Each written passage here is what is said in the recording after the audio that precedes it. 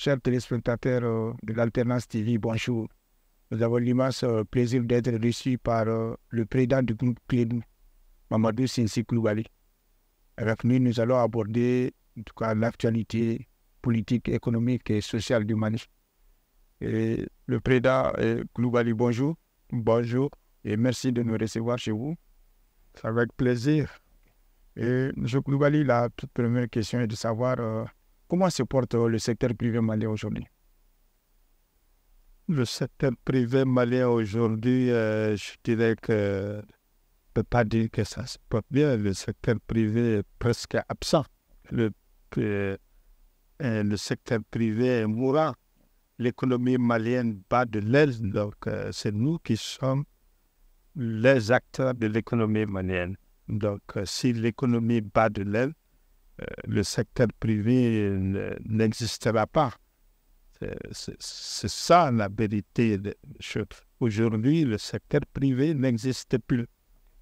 Monsieur le Président, alors pouvez-vous nous dire pourquoi ce jugement sur le secteur privé alors que nous savons tous qu'il est le moteur de l'économie malienne? Pourquoi vous pensez réellement que le secteur privé se porte mal?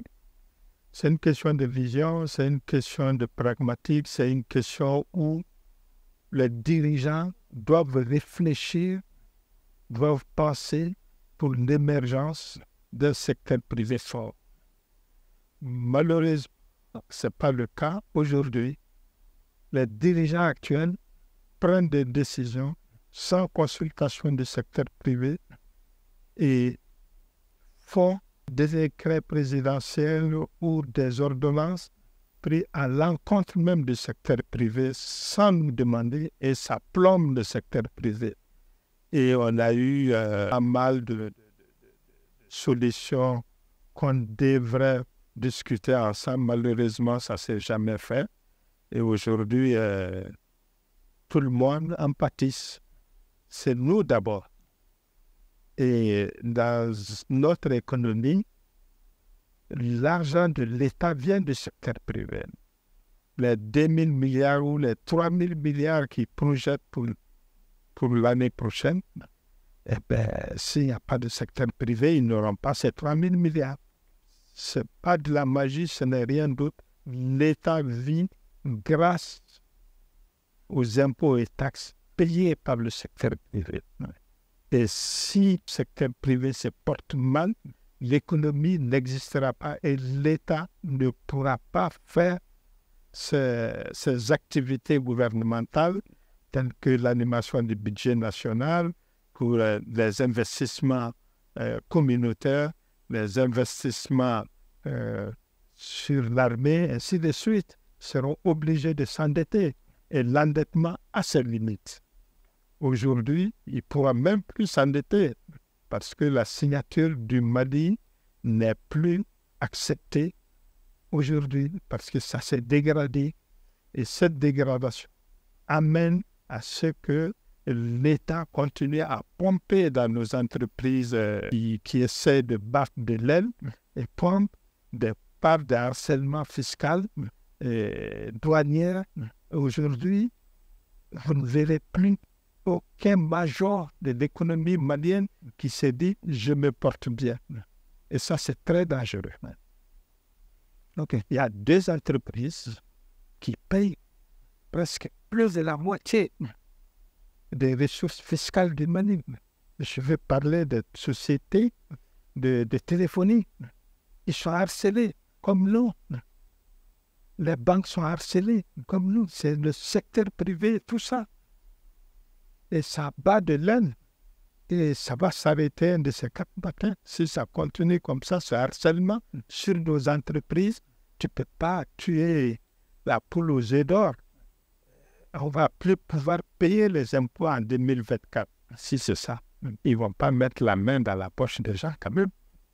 Et chaque chose a ses limites. Et je conseille le service fiscal, qu'aujourd'hui, c'est un régime qui gouverne. Demain, ça sera un autre. Ils vont rendre compte comment on nous a détruits. On va les poursuivre. Comment nos entreprises ont été harcelées. Comment nous, on a vécu. Et là, ça sera un procès qu'on ne va pas laisser tomber. On va aller jusqu'au bout pour la destruction du tissu économique de notre pays et sur la destruction de nos entreprises. Et Monsieur le Président, nous savons tous que vous avez été président du Conseil national du patronat, la fêtière en tout cas du secteur privé.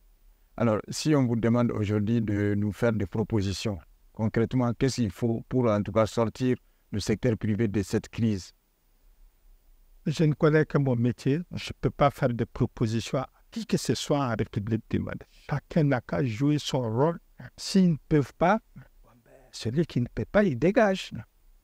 Moi, j'ai suffisamment de boulot pour gérer mes entreprises, pour faire. Si je n'ai pas de rôle de conseiller de quoi que ce soit.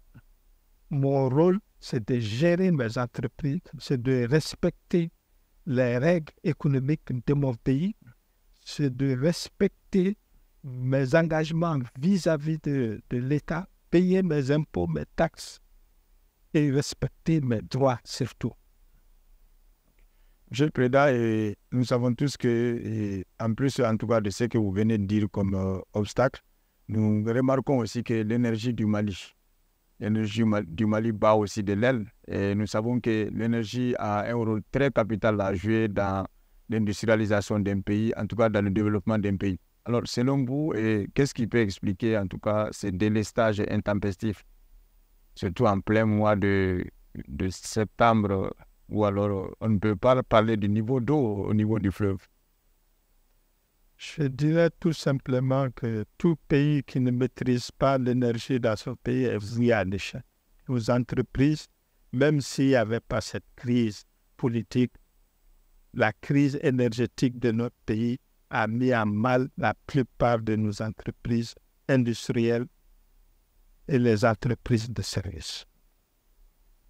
Et tel que je vois les choses, la politique énergétique du Mali, ça date de l'ère soviétique. Ce n'est pas un modèle qui peut marcher aujourd'hui. Ce modèle ne va plus marcher et ce modèle ne marchera plus. On va s'engouffrer d'année en année dans le déficit énergétique de notre pays. EDM a un modèle économique qui ne peut plus marcher et l'État consomme le plus grand consommateur de EDM, des produits énergétiques que EDM met à notre disposition. L'État est le premier qui s'endette pour mettre à niveau EDM avec nos impôts. Ça ne marchera pas. Il faut aller vers une libéralisation du secteur énergétique. Cela ne veut pas dire qu'il faut vendre EDM, non. Ça, c'est quand les gens veulent tuer le chien, ils l'accusent de rage. Il faut libéraliser, comme ça se fait partout dans le monde aujourd'hui.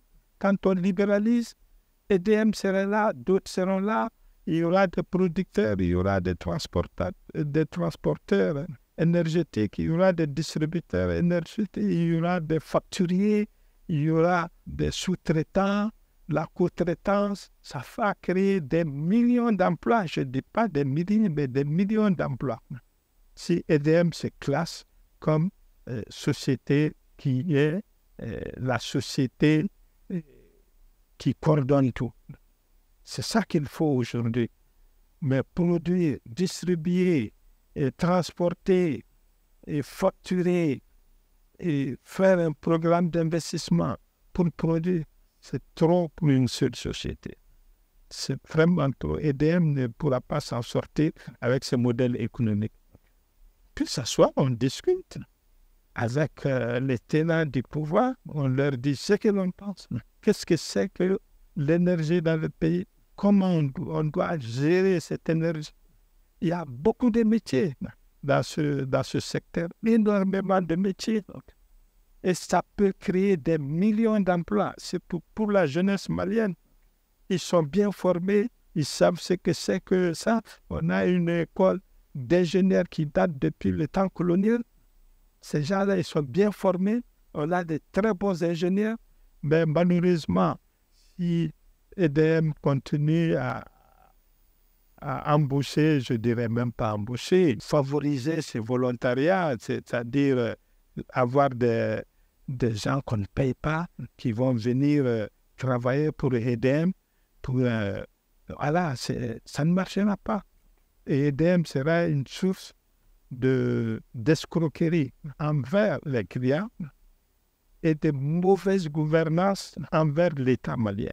C'est ça. Vous parlez déjà, vous avez touché du doigt le mot. Est-ce qu'au-delà de la vétusté des moyens matériels, en tout cas mis à la disposition de l'EDM, est-ce que la mauvaise gouvernance aussi n'est pas la base de ce déficit énergétique? Bien sûr. On parle de... Tous les pays sont mal gouvernés. Ce n'est pas seulement EDM. EDM n'est qu'une partie de cette mauvaise gouvernance, que ce soit gouvernance politique, que ce soit gouvernance économique, que ce soit la gestion, que ce soit la gouvernance sécuritaire. Tout est aujourd'hui parasité par la mauvaise gouvernance, par ce que j'appelle la corruption à ciel ouvert. Et cette corruption à ciel ouvert détruit tout, en train de détruire le peu que EDM aujourd'hui a. On ne peut pas aller avec cette méthode-là. Il faut qu'on se dise la vérité. Il faut qu'on arrête et que les politiques se mettent au boulot pour que nous puissions trouver les moyens avec le secteur privé, avec les investisseurs étrangers, parce que c'est des investissements lourds. On n'a pas ces capitaux chez nous. On a très peu. On a besoin des investisseurs étrangers et des privés maliens. On se met ensemble pour que ce déficit énergétique disparaisse dans notre pays. Koulou est connu pour être un des pionniers, en tout cas, de la lutte contre la corruption. Et alors, pourquoi avez-vous baissé aujourd'hui les bras, alors que la corruption demeure toujours? Je n'ai pas baissé les bras, j'ai changé de méthode de lutte, c'est tout. Je ne vais pas dévoiler ça, mais c'est une méthode qui est efficace. Même si je représente Pinette aujourd'hui, demain, on va ouvrir cette méthode afin que le pays s'en sorte. À ce rythme-là, on va directement dans l'abîme. C'est très prochainement. Avec tout ce qu'on voit autour de nous, avec l'insécurité, avec tout ce qu'on connaît aujourd'hui, la mauvaise gouvernance sera toujours là. Tant qu'on a ce déficit sécuritaire, ce déficit administratif, on aura toujours ça. Vous êtes un observateur de la scène politique malienne.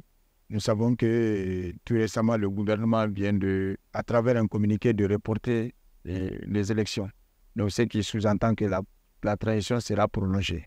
Vous qui êtes en tout cas, vous n'êtes pas un acteur politique, mais quel est votre avis sur ce report? Est-ce une bonne chose? Parce que les arguments avancés, on parle des problèmes techniques. Pas de problèmes sécuritaires, mais de problèmes techniques. Quel est votre avis là-dessus? Mon avis est très simple. Je ne connais pas les problèmes qui sont là-bas pour ne pas tenir les élections.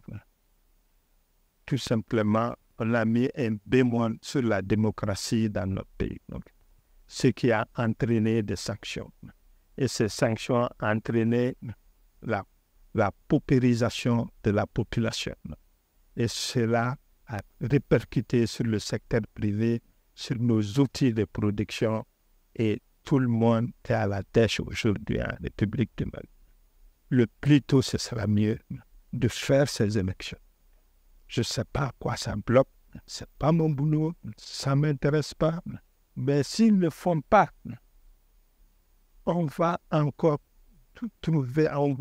avoir d'autres crises qui vont être plus graves que tout ce qu'on a vécu jusqu'à là.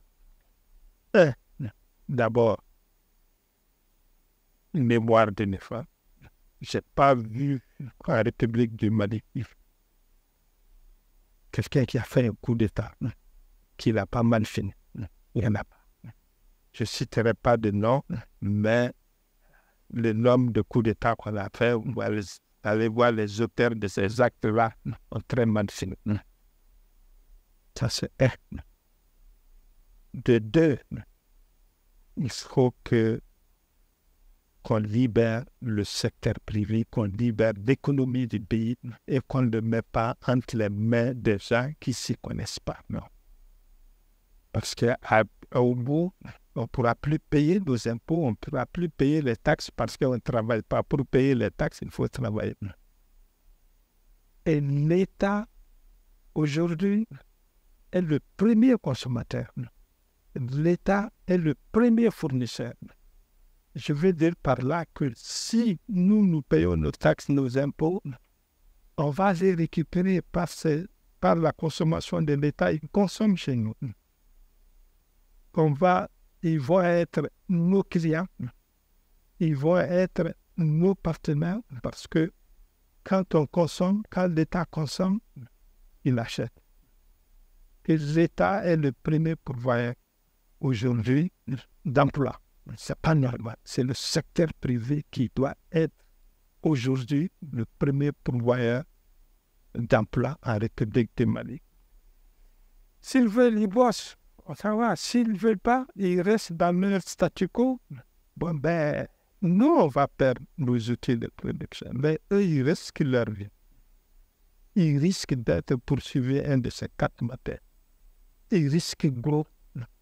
Il faut qu'ils mettent les gens ensemble, qu'on discute, qu'on trouve la solution économique d'abord. Ensuite, les élections, les machins, les ceci, cela, c'est à eux de gérer ça. Donc, ils ont pris quelque chose, il faut qu'ils gèrent. Ce n'est pas ni toi ni moi qui devront gérer cela, c'est à eux de gérer. On a suffisamment de problèmes, on n'a pas ce temps de s'en occuper, mais il faut faire très, très attention. Parce que si on fait des frustrés, et dans cette frustration qu'on devient très violent, ça, il faut qu'ils tiennent compte de ça. Et cette violence ne peut s'abattre que sur les dirigeants du pays. Donc, qu'est-ce que vous proposez concrètement? Puisque c'est qui est sûr, pour le gouvernement, les conditions techniques ne sont pas réunies et il parle de report léger. Alors, selon vous, est-ce que ce report léger-là n'est-il pas la solution aussi pour au moins tenir des élections crédibles, transparentes, afin d'éviter une crise post-électorale? Ceux qui le savent, c'est leur métier. Okay. Ils ont fait un coup d'État, ils disent qu'ils connaissent, ils savent. Ils n'ont qu'à gérer. Ça, je n'ai pas tout ce qui est comme information, je n'ai pas les trucs, je n'ai pas de données pour dire que c'est ça qu'il faut faire. C'est eux qui ont les données, ils ont les statistiques, ils ont tout ce qu'il faut pour décider. Moi, je peux décider au nom de mon entreprise ce que mon entreprise doit faire demain après-demain. Mais les choses comme ça, il faut qu'ils se décident très rapidement. S'ils veulent le reporter, ils reportent. Mais ça, c'est conséquent. S'ils veulent garder le pouvoir, ils peuvent le garder aussi. Mais ça, c'est conséquence. Tôt ou tard, ça va finir. Rien n'est aujourd'hui figé. Le monde bouge, le monde est global, est multiforme. C'est à eux de se mouvoir, de savoir ce qu'il faut faire. Pour moi, ils ont dit qu'ils sont des spécialistes, ils veulent leur souveraineté, ils veulent ceci, ils veulent cela. Donc, mettre ça en pratique et qu'on voit. En tout cas, nous ne voulons plus que nos entreprises continuent à souffrir davantage. Chacun doit jouer son rôle. Si ça ne va pas, on va jouer le rôle de quelqu'un d'autre. M. Koulibaly, nous remarquons aujourd'hui que les nouvelles autorités de la transition ont pratiquement rompu avec l'Occident, la France en tête, et peut-être certains pays de l'Occident aussi, au profit de la Russie. Alors, selon vous, comment trouvez-vous ces choix-là, ces choix politiques? Vous savez, Aujourd'hui, l'Occident a le vent en poupe. L'Occident a tout ce qu'il faut pour faire marcher l'économie mondiale. Et nous ne pesons pas grand-chose dans cette économie. Le Mali n'est plus net là-dedans. Donc, il faut qu'on fasse très attention. Ce tutoriel-là qu'on développe comme si nous-mêmes, on n'était rien du tout. Si ce n'est pas la France, je veux aller en Russie. Si ce n'est pas l'Occident, il faut que nous-mêmes, on décide qu'on veut travailler, qu'on veut faire ça. On n'a pas besoin de tuteurs pour se développer. On n'a pas besoin de tuteurs pour faire quoi que ce soit. On est majeur. On est souverain. Ils sont en train de chercher la souveraineté de ces pays. D'accord. Mais pourquoi aller chercher un tuteur? Je trouve ça aberrant. Je ne suis pas avec l'Occident, il faut que j'aille avec les Russes. Je ne suis pas avec les Russes, il faut que j'aille avec les Français pour faire quoi que ce soit. Non, soyons sérieux maintenant. Il faut qu'on se dise les quatre vérités. Il faut qu'on se mette au boulot.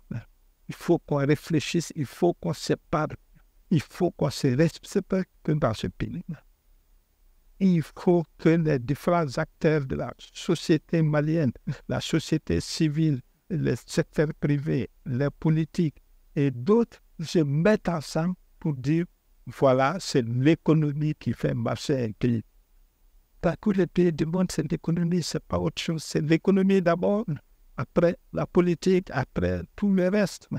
Parce qu'il faut avoir les moyens de sa politique.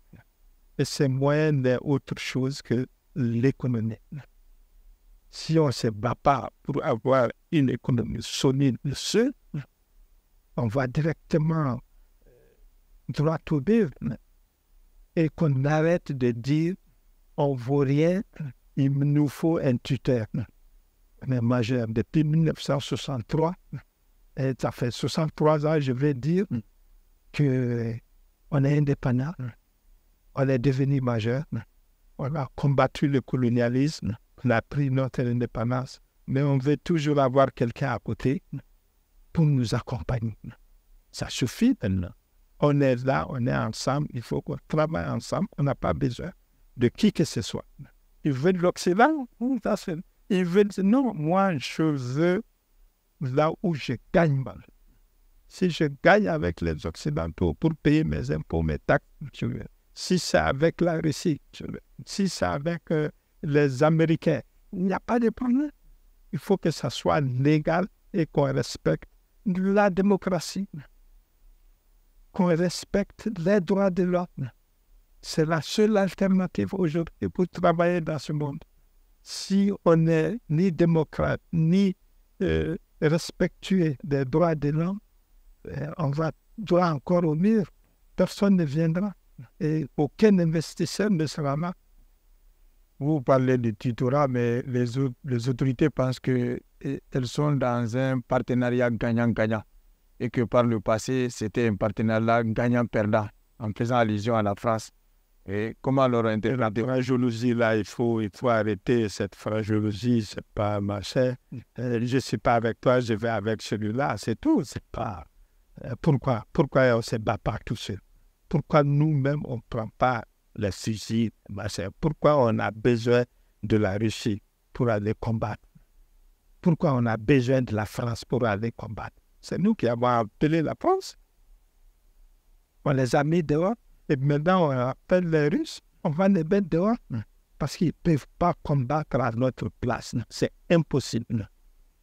Aucune nation ne peut se battre contre, à la place d'une autre nation. On va les chercher pour dire qu'il y a ceci, ça. On peut acheter des armes avec eux, on peut se former, on peut mettre des méthodes, on peut... Voilà, c'est ça. Ce tutorat-là, il faut qu'on arrête. Quand même, nos gars, ils ont fait... On a des généraux ici, on a des soldats qui sont bien formés, qui ont fait des écoles de guerre, qui ont fait... qui ont des diplômes aussi que les Occidentaux. Pourquoi eux, ils ne peuvent rien faire? faut qu'on se pose cette question. Pourquoi on a besoin des Russes? Pourquoi on a besoin des Occidentaux pour combattre? Alors qu'ils ont fait les mêmes écoles. Ils ont fait les écoles de guerre, ils ont fait tout ce qu'il faut pour atteindre le grade de colonel majeur, machin, tout ça là. Et que ce sont ces mêmes gens qui disent ah non, on va chercher. J'ai honte de voir le drapeau de notre pays qu'on met en haut pour dire voilà, ceci vient nous aider. J'ai honte pour ça. Je préfère prendre le drapeau malien et je soulève. Pas un autre drapeau dans la rue. Tant qu'on fait ça, on ne se développera pas et on restera toujours des gens minables, des gens qu'on ne respecte pas. M. Koulibaly, parlant de la diplomatie malienne, nous savons que le Mali est en bruit pratiquement avec la CEDEAO, avec l'Union africaine, mais tout récemment, 3 pays, en tout cas sous transition, ont décidé de se mettre ensemble pour créer l'Alliance des États du Sahel. Alors, quelle est votre lecture, en tout cas, de cette nouvelle alliance? Est-ce que nous ne sentons pas aujourd'hui d'un isolement diplomatique avec cette alliance-là? Je ne sais pas ce que c'est que cette alliance d'abord. Qu'est-ce que vous voulez que je dise pour ça? On va voir, c'est une nouvelle expérience. Verra. Mais je suis très pessimiste. Donc, on arrive pratiquement à la fin de l'émission. Et quel est votre mot de la fin? Si vous avez un message à adresser à nos autorités, quelle sera en tout cas la teneur de ce message-là? Ils ont d'autres personnes de leur donner des conseils. Parce que c'est un truc que je ne connais pas beaucoup. Je n'ai pas tout ce qu'il y a comme information pour me baser sur ça, pour pouvoir donner des conseils. S'ils ne font pas attention, s'ils n'amènent pas une nouvelle dynamique pour développer l'économie, pour donner la parole au secteur privé, pour que nos entreprises avancent, pour que nous puissions payer nos impôts, nos taxes sans qu'on vienne faire du harcèlement, ils vont finir comme les autres.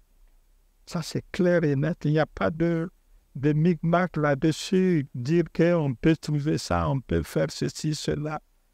Ça va les rattraper. Le monde aujourd'hui est géré par l'économie. Les politiques sont gérées par l'économie. Et les relations diplomatiques sont gérées par l'économie. On n'a pas une bonne diplomatie si on n'est pas un pays fort. On n'a pas une bonne diplomatie si on ne sait pas trouver le moyen de s'adresser à ceux qui ont les moyens, ceux qui ont de l'économie, pour pousser des investisseurs à venir investir dans nos pays. Tous les restes là, c'est des phraséologies, c'est des trucs théoriques, qui rappellent des temps anciens, pour dire que, bon, le Malien est fier, le Malien est ceci, le Malien est cela, mais le Malien reste toujours pauvre. Et c'est ça, il faut qu'on travaille pour s'en sortir. Merci, M. Koulibaly. Et c'est tout ce qu'il fallait retenir de ces riches entretiens avec le président du groupe Clédo. Et merci de l'avoir suivi et à la prochaine fois.